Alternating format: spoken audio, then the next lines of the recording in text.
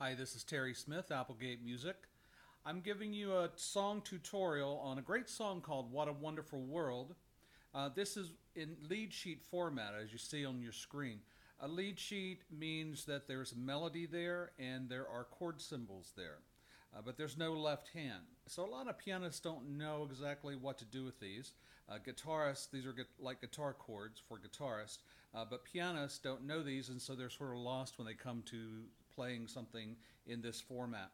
I've been playing in lead sheet format for several years. That doesn't mean I know everything, but I'm going to go through the chords with you.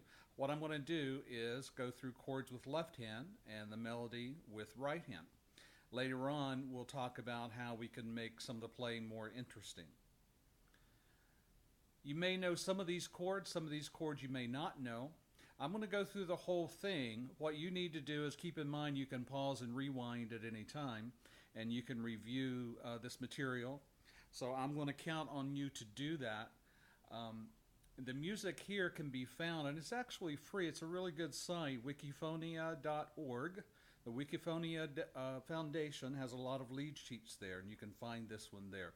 It's What a Wonderful World. It's a great song. The first part, I'm going to play the first phrase, then we're going to talk about chords.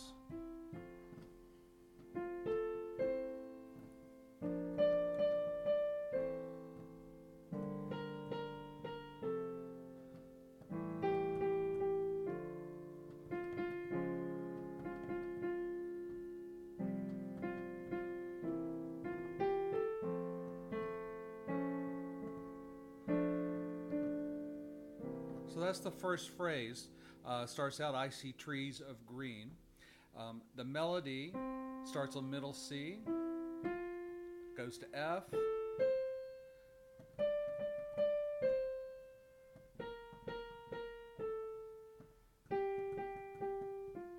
and that takes you to there. So let's look at the left hand. Left hand has an F chord, and you can play F chord in what we call root format. Root means that the letter name, which is the root, always, is on the bottom. Root format. The next chord is A minor. A minor has an A on the bottom, A, C, E. And then B flat would normally, you could play it here. Also keep in mind there's more than one way to play every chord here. When you get used to the chords, you'll be able to do inversions, which means play a chord in a different order than the root being on the bottom, in this case B flat. You could play it with the F on the bottom. So I'm playing both the B flat and the A minor in inversions. I'll start that over. F chord,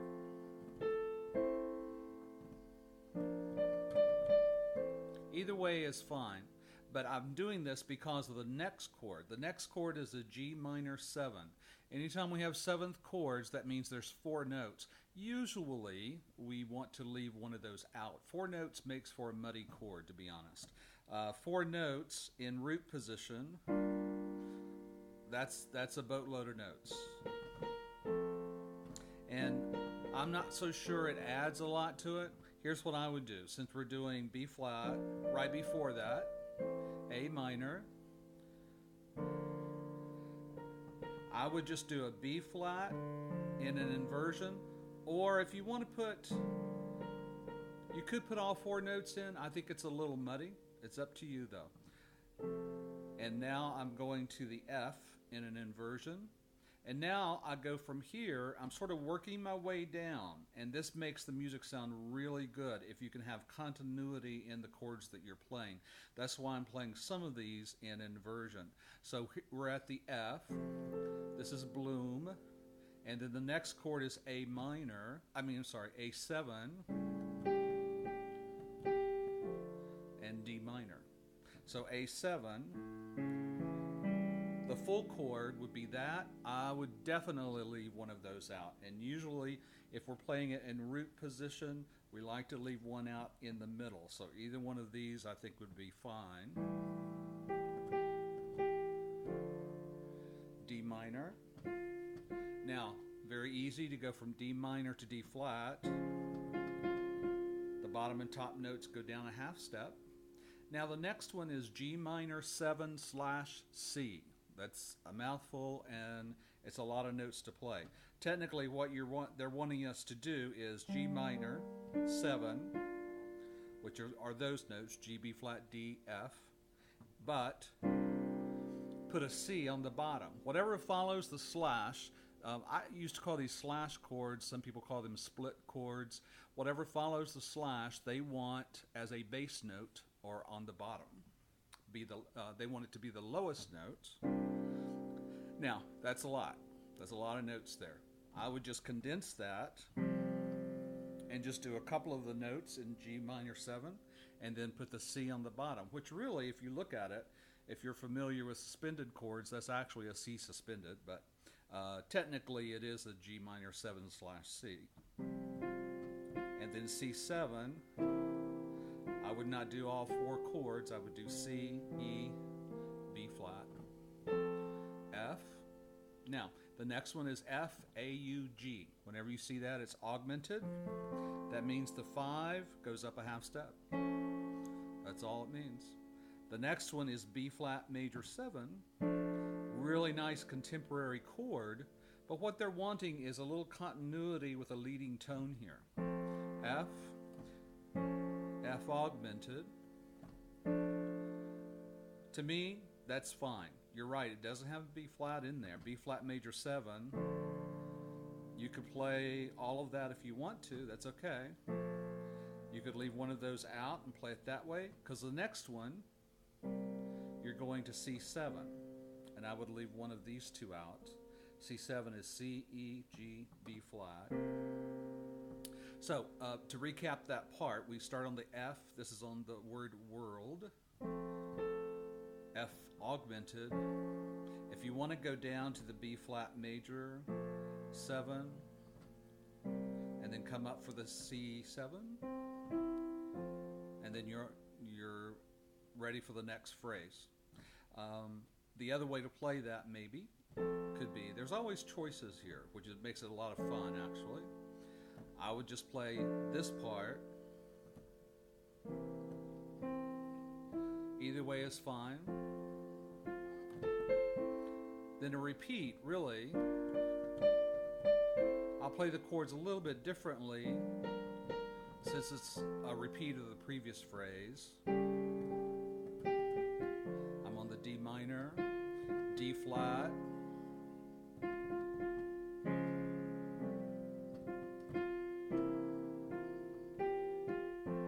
and it's got F, B flat, F here. I'm going to page down. Whoops. Too much. And now what I would call the chorus, starting with the colors of the rainbow, we have a C7 going to F,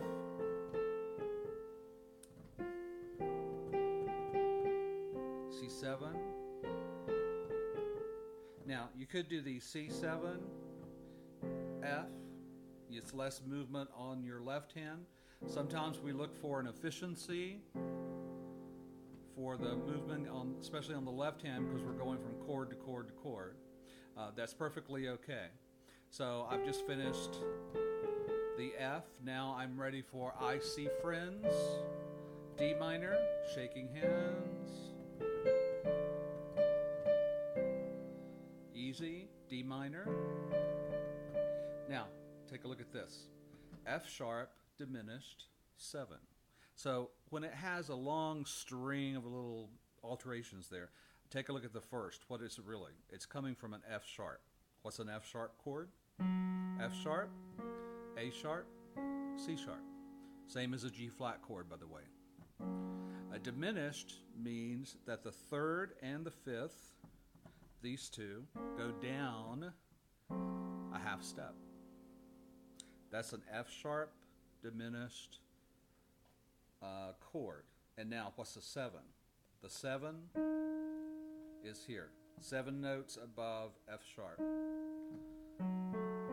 So the F sharp diminished 7 is F sharp, A, F sharp, A, C, E flat. or D sharp, sorry, D sharp. Same note. So the chord before that is a D minor. So we were here. So how are we going to do that? There's a D sharp right down there. Now if I wanted to play all four notes, doesn't sound too bad. I could leave one of those out. Probably this one. And then G minor 7. I might just do a G minor there. It's just for one beat. The 7 would be the mixing the F with it. I might just do G minor, F sharp diminished, G minor. Maybe do them in a little variety. Don't do, since we have F sharp diminished 7 and G minor 7 twice here, maybe do them a little different. So the D minor before that.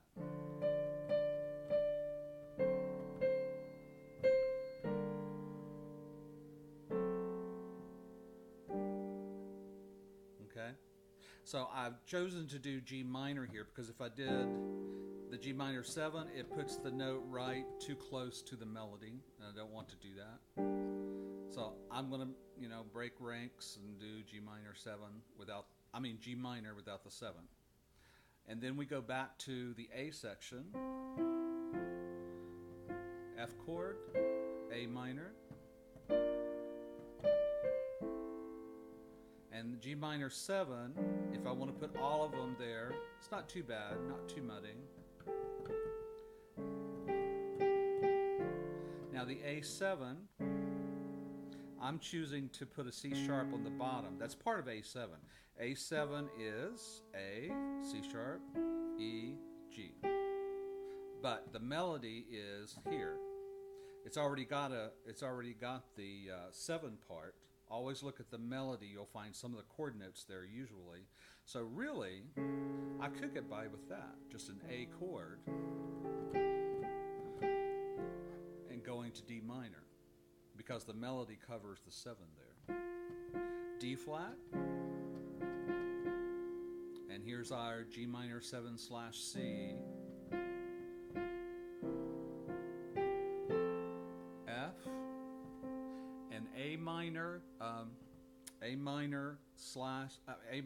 flat 5. That flat signs are very small there. A minor, that's an A minor 7. So what they want is the 5 flat. There you go. Strangely, that's it. Nice chord though. So world.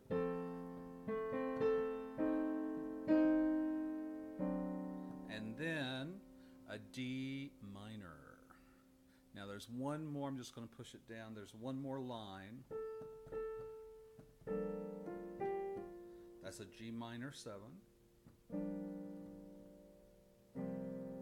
And I want to put more notes in here, probably too much, but it's the end. And here is, I'm going to have my right hand help me here. The flat 9. It's a C7 with a flat 9. 9 is the same as 2, but they usually don't want it next to the 1. Here's 1. This is a C7, so C is 1. 9 is the D. So C7 with a flat 9.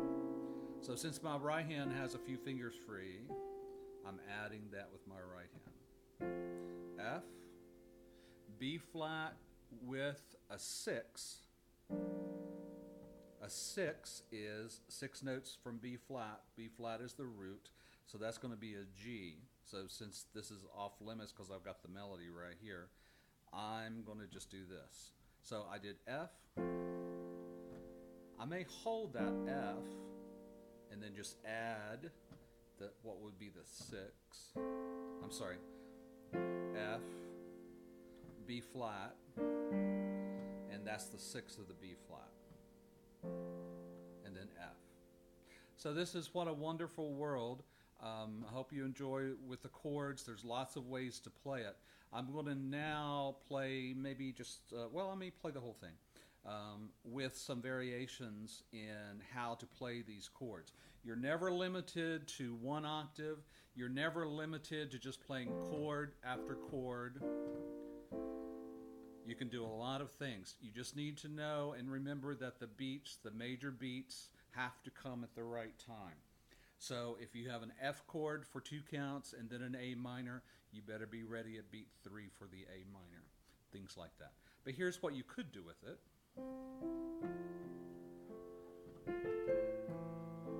A minor.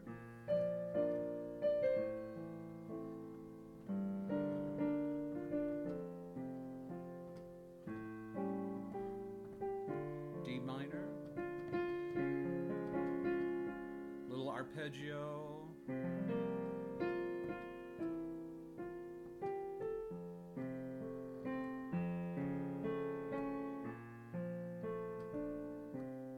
And I will have my right hand do a little bit of maybe of the chords.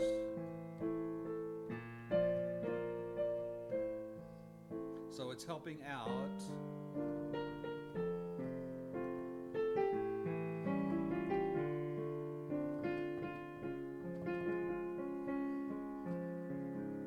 Whoops. Sorry, I missed that.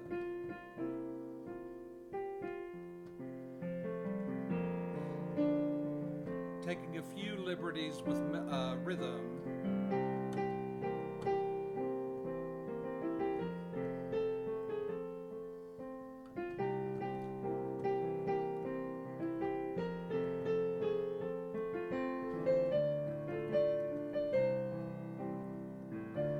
Using some bass notes for the root.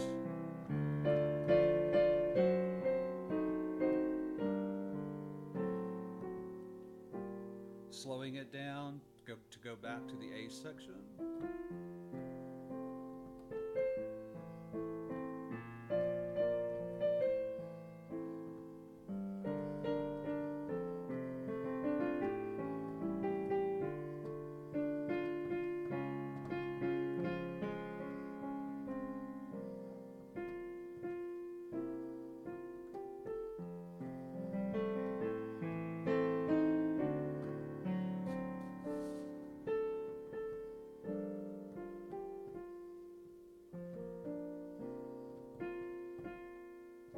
There's the flat 9, adds a little finality to it. And the 6 in the B flat chord.